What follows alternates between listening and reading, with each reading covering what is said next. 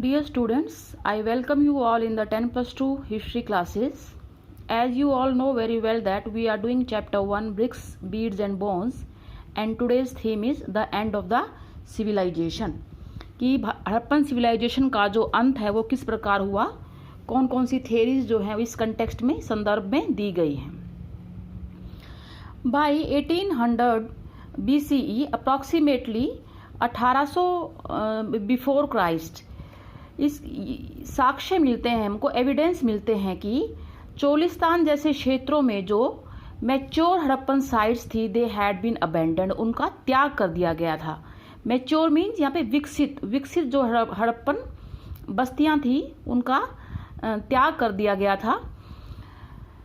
Simultaneously इसके साथ साथ there was an expansion of population into new settlements in Gujarat, Haryana and western Uttar Pradesh. इसके साथ साथ जो जनसंख्या थी वो गुजरात में, हरियाणा में और पश्चिमी उत्तर प्रदेश में जो नई बस्तियां थी उनमें जनसंख्या बढ़ती चली गई. In the few Harappan sites that continue to be occupied after 1900 BCE, 1900 ईस्वी के बाद भी जो ईस्वी के बाद नहीं, बिफोर क्राइस्ट 1900 BCE से तक जितनी भी जो हड़प्पन साइट्स ऑक्युपाइड थी, अभी भी वहाँ पर बस्तियाँ बसी हुई थी, there appears to have been a transformation of material culture. वहाँ लेकिन जो भौतिक जो संस्कृति थी उसमें ट्रांसफॉर्मेशन, बदलाव आए. वो कैसे पता चलता है हमको? Because it was marked by the disappearance of the distinctive artifacts of the civilization. जो सभ्यता की जो विशिष्ट जो पुरा वस्तुएं थी वो डिसअपियर हो गई, उनका लोप हो गया, वो लुप्त हो गई. और वो कौन कौन से आर्टिफैक्ट्स थे, कौन सी पुरा वस्तुएं थी? वेट्स, बाट, सील्स, मुद्राएं, स्पेशल बीड्स, विशिष्ट मनके, राइटिंग, लेखन कला, लॉन्ग डिस्टेंस ट्रेड, लंबी दूरी का व्यापार, एंड क्राफ्ट स्पेशलाइजेशन. और जो शिल्प कला के अंदर जो विशिष्ट शिल्प कला थी, ये सब के सब डिसअपियर जो है विलुप्त हो गई. In general, far fewer materials were used to make far fewer things. और थोड़ी चीज़ों को बनाने के लिए थोड़े माल का इस्तेमाल किया जाने लगा. हाउस कंस्ट्रक्शन टेक्निक्स डिटीरियोरेटेड का मतलब होता है क्वालिटी में कमी आना. जो भवन निर्माण की जो तकनीक थी उसका भी ह्रास हुआ, उसकी भी गुणवत्ता में कमी आई, क्वालिटी में कमी आई. And large public structures they were no longer produced. और जो विशाल बड़े बड़े जो सार्वजनिक संरचनाएं थी उनका निर्माण भी जो था वो बंद हो गया. ओवरऑल कुल मिलाकर हम देखें तो artifacts and settlements indicate a rural way of life in what are called late Harappan और सक्सेसर कल्चर्स. जो बाद में जो गुजरात, हरियाणा, वेस्टर्न यूपी में नई सेटलमेंट्स आई हैं वो जो हैं लेट यानी कि बाद के हड़प्पन कल्चर्स हैं, और उनके अंदर जो पुरा वस्तुएं और जो बस्तियां मिली हैं उनसे ये संकेत मिलता है कि वहाँ पर जो है ग्रामीण जो जीवन शैली थी उसका जो है शुरुआत हो रही थी. इनको लेट हड़प्पन कल्चर और सक्सेसर कल्चर्स, अनुवर्ती यानी कि बाद में आने वाले बोला जाता है. Look at this map, map 4. This is the areas of late Harappan occupation. This Swat valley, ये यहाँ पर एक सिमेट्री, एक जो है शवाग्रह मिला है जहाँ पर लोगों को दफनाया जाता था या जलाया जाता था. Late Siswal, Jhukar and Rangpur, these are the areas of late Harappan occupation. और ये यहाँ पर रूरल वे ऑफ लाइफ, जो ग्रामीण जीवन शैली है उसके संकेत मिलते हैं. What brought about these changes. अब ये जो सारे के सारे जो बदलाव आ रहे हैं उनकी वजह क्या है? Several explanations have been put forward. कई सारी व्याख्याएं दी गई हैं, जैसे कि क्लाइमेटिक चेंज, की जलवायु में अचानक परिवर्तन हो जाना, डिफॉरेस्टेशन, जंगलों की कटाई, एक्सेसिव फ्लड्स, अत्यधिक बाढ़ का आ जाना, the shifting and drawing up of the reverse. जो नदियां थी या तो उन्होंने अपना मार्ग बदल लिया था या वो सूख गई थी. To over use of the landscape, या भूमि का बहुत ज़्यादा अत्यधिक मात्रा में प्रयोग कर लेना. ये कुछ रीजंस बताए गए हैं जिसकी वजह से ये सारा का सारा जो चेंजेस को एक्सप्लेन करने के लिए. सम ऑफ दीज कॉजेज में होल्ड फॉर सर्टेन सेटलमेंट्स. इनमें से कुछ रीजंस, कुछ कॉजेज कुछ बस्तियों के लिए सही हो सकते हैं, उपयुक्त हो सकते हैं, but they do not explain the collapse of the entire civilization. पर ये पूरी की पूरी हड़प्पन सभ्यता के कोलैप्स को, के पतन को जो है कि व्याख्या नहीं करते। It appears that a strong unifying element, ऐसा प्रतीत होता है कि एक बहुत ही सुदृढ़ जो एकीकरण का तत्व था वो क्या था, द हड़प्पन स्टेट, हड़प्पाई राज्य, it came to an end, ये समाप्त हो गया था, इसका अंत हो गया था। Because it was responsible for all the organization of the life in all Harappan sites, जितने भी सारे यूनिफॉर्म जो रूल रेगुलेशंस थे, जैसे कि सील, स्क्रिप्ट, इन सबको एक साथ जो इम्प्लीमेंट करना, डिसीजन लेना, ये हड़प्पन स्टेट के रिस्पॉन्सिबिलिटी थी। और if it comes to an end, तो पूरा का पूरा उसको यूनिफाई करना पूरे कल्चर को, ये इम्पॉसिबल हो गया लगभग। तो एक ये रीजन दिया जाता है कि Harappan state came to an end. और एविडेंस ऑब्वियसली कौन कौन से मिले, साक्ष्य कौन कौन से मिले इसके पक्ष में, disappearance of seals, script, distinctive beads and pottery, मुद्राओं का, लिपि का, विशिष्ट मनकों का और मृद भांडों का डिसअपियर, विलुप्त हो जाना। ये इंडिकेट करता है कि हड़प्पन स्टेट जिन्होंने पूरा का पूरा जो यूनिफॉर्म रूल्स एंड रेगुलेशंस बनाए, इंप्लीमेंट किया, it came to an end. The shift from a standardized weight system to the use of local weights, और बाकी कारण क्या है, जो मानकीकृत बाट प्रणाली थी उसकी जगह अब क्या हो गया, यूज ऑफ लोकल वेट्स, स्थानीय बाटों का इस्तेमाल होने लगा, ये भी चेंज है। और ये भी इंडिकेट करता है कि Harappan state came to an end and the decline and abandonment of cities, और शहरों का डिक्लाइन, पतन हो गया, अबेंडनमेंट, उनको उनका परित्याग कर दिया गया, शहरों को त्याग दिया गया। The subcontinent would have to wait for over a millennium for new cities to develop in a completely different region. अब जो भारतीय उपमहाद्वीप है, इंडियन सब कॉन्टिनेंट है, इसको प्रतीक्षा करनी पड़ी लगभग 1 मिलेनियम, 1000 साल तक, सहस्त्राब्दी तक, कि नए शहर जो हैं वो विकसित हों, और वो भी इन अ कम्प्लीटली डिफरेंट रीजन, एक बिल्कुल ही अलग क्षेत्र में। अब एक और एविडेंस के बारे में हम पढ़ते हैं, थ्योरी के बारे में पढ़ते हैं, थ्योरी ऑफ इन्वेजन, आक्रमण का सिद्धांत। Come to page number 18, source third, this is source third, and evidence of an invasion, की एक आक्रमण के साक्ष्य मिले हैं। John Marshall, Mohenjodaro and the Indus civilization 1931 में, वहाँ से उद्धृत है, ये वहाँ का एक्सर्प्ट है कि एक डेडमैन लेन मिली थी खुदाई में, एक्सकेवेशन में।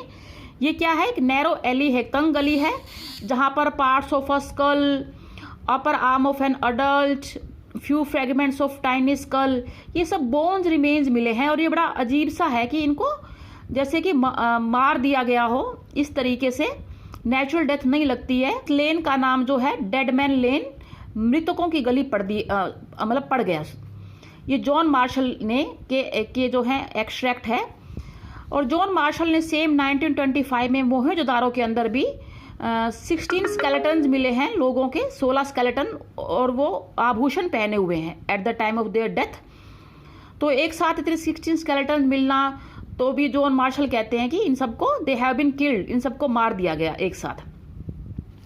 उसके बहुत बाद में 1947 में R.E.M. व्हीलर, जो उस वक्त डायरेक्टर जनरल थे ASI के, ASI की फुल फॉर्म है आर्कियोलॉजिकल सर्वे ऑफ इंडिया, उन्होंने क्या किया कि उन्होंने इस पूरी की पूरी आर्कियोलॉजिकल एविडेंस को जो मार्शल ने दी थी, इसको कोरिलेट कर दिया। कोरिलेट मतलब इसको जो है जोड़ा, किस चीज के साथ जोड़ा, with that of the Rigveda, Rigveda के साथ। Rigveda ancient, earliest ancient text है, सबसे प्राचीन जो ग्रंथ हमें मिला है वो ऋग्वेद है।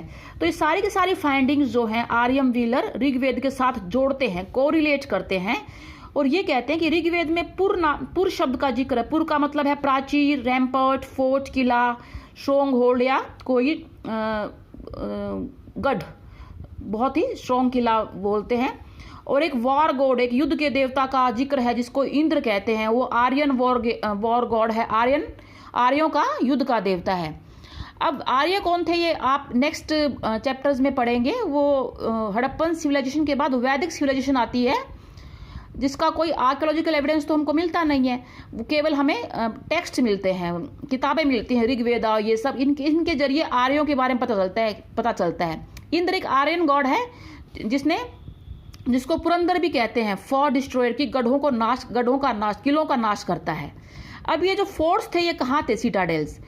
जो रिसेंट एक्सकेवेशन हड़प्पन की हुई वहाँ पर हमें बहुत हाईली इवॉल्व सिविलाइजेशन, बहुत विकसित सभ्यता मिली of essentially non Aryan type, जो कि आर्यन तो नहीं थे, वो अनार्य थे। और जहाँ पर मैसिव फोर्टिफिकेशंस, बहुत विशाल किलेबंदियाँ हुई हैं।